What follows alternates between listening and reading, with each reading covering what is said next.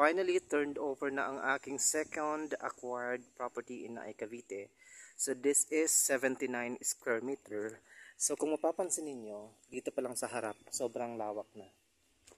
So ayan. So block 31 lot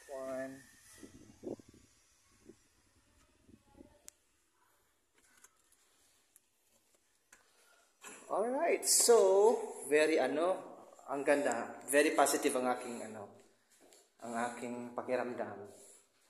So eto, ganito pa din siya. Ayan. So sealed. Diba, mas matibay ngayon to Mas matibay siya. So ayan, may ventilation. So may na siya.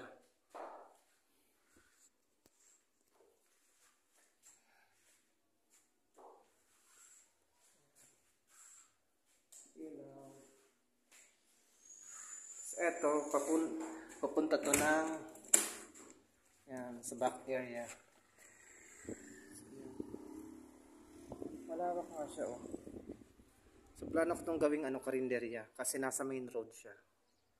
Main road siya. Yan yung main gate. Tapos eto sa likod ko, yan, yung bakanting lote na yan, gagawin yan chapel. Ito yung main breaker. So tingnan natin sa labas. Picture natin.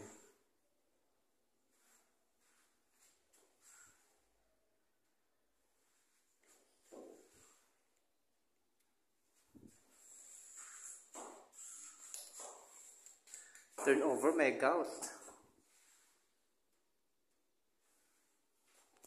So aakyat tayo. Bagong-bago.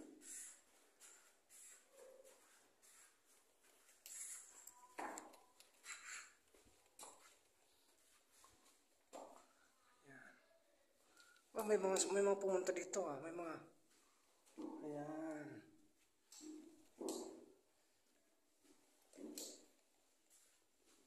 So same, maraming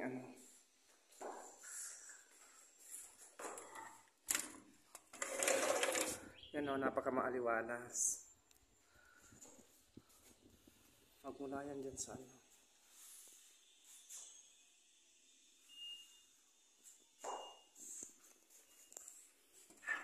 Ang ganda Ang ganda, wow.